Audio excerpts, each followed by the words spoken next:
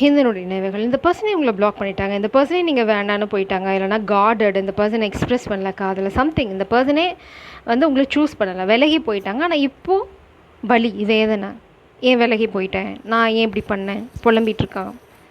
ஏன்னா அவங்களுக்கு நல்லாவே தெரியும் நீங்கள் தான் அவங்களோட 10 ஆஃப் பென்டிகல்ஸ், நீங்கள் தான் அவங்களோட எல்லாமே. அந்த பர்சனுக்கு நல்லாவே தெரியும்.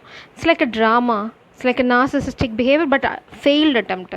இந்த பர்சன் ஏதோ ஒன்று பண்ண ட்ரை பண்ணாங்க, பட் ஒர்க் அவுட் ஆகல. 8 of pentacles, but slowly coming back. கொஞ்சம் கொஞ்சமாக இந்த பர்சன் திரும்ப உங்ககிட்ட வரதுக்கான எஃபர்ட்டை தான் போட்டுட்ருக்காங்க. மேபி இந்த பர்சன் உங்களை விட்டு விலகி போனது வந்து ஒரு ட்ராமா மாதிரி இருந்திருக்கலாம், இல்லை அப்போது வந்து அவங்களுக்கு வந்து இட்ஸ் லைக் சைல்ட்ஹுட் ட்ராமா, இல்லைனா வந்து பாஸ்ட் ஃபெயில் ரிலேஷன்ஷிப்ஸ், இதனால் ஓடி ஒளிஞ்சிருக்கலாம். பட் இப்போ அதுக்காக ரொம்ப வருத்தப்பட்டாங்க, ரொம்ப வேதனைப்பட்டாங்க. ஏன்னா அவங்களால மறக்க முடியல. இப்போ அவங்க திரும்ப வர ட்ரை பண்ணுறாங்க, பட் ஏன் வர தயங்குறாங்க? What is the blockage? வரணும்னு நினைக்கிறாங்க, ஆனால் வர முடியல, வர தயங்குறாங்க. ஸோ அவங்க கொஞ்சம் கொஞ்சமாக பில்ட் பண்ணிகிட்ருக்காங்க உங்ககிட்ட பேசுறதுக்கான கரேஜ், தைரியத்துக்காக they are doing something. But ஏன் அந்த தயக்கம்? ரொம்ப மௌனமான அமுக்கமான ஆள். பேட் ஹேபிட்ஸ் ஒரு சிலருக்கு, அப்படி இல்லைன்னா பார்த்தீங்கன்னா பேட் ஹேபிட்ஸ். இந்த நீங்கள் விலகி போனதுக்கான காரணம் இல்லை, இந்த பர்சன் வந்து விலகி போன மாதிரி நடித்ததுக்கு காரணம் இந்த பர்சனுக்கு நிறைய சீக்ரெட்ஸ் இருக்குது, பேட் ஹேபிட்ஸ் இருக்குது, மேபி ட்ரிங்கிங் ஹேபிட் இருக்குது.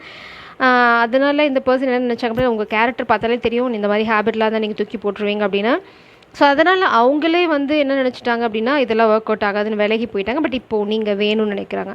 பட் இப்போ நீங்கள் அங்கே இல்லை, யூ ஆர் நாட் தேர். இப்போது நீங்கள் எங்கே இருக்கீங்கன்னு தெரில, இல்லைனா உங்களுக்கு கம்யூனிகேட் பண்ணுறது எப்படின்னு தெரில. மேபி நீங்கள் லிட்டரலாக பிளாக் பண்ணிட்டீங்க.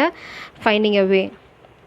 பேஜ் ஆஃப் வான்ஸ், ஸ்டாக்கிங்னு சொல்லக்கூட முடியாது. இந்த பர்சன் எங்கேயோ ஓரமாக இருந்து உங்களை சைட் அடிச்சுட்டு தான் இருக்காங்க. இன்னும் they are seeing you for sure. பொறுமையாக காத்துட்ருக்காங்க சரியான தருணத்துக்காக. They will come, they will attack and time is right.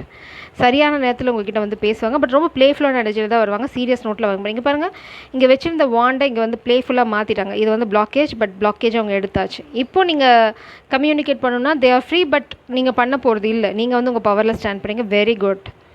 அடுத்தது 8 ஆஃப் கப்ஸ். நீங்கள் விலகி போயிட்டீங்க. ஸோ இதுதான் நடந்தது. நீங்கள் விலகி போயிட்டீங்க.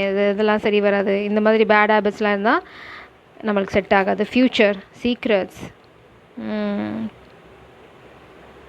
பொறுமையாக இருங்க. இந்த பர்சனே வந்து வெளியில் சொல்லுவாங்க என்ன நடந்தது, எதனால் விலகி போனாங்க.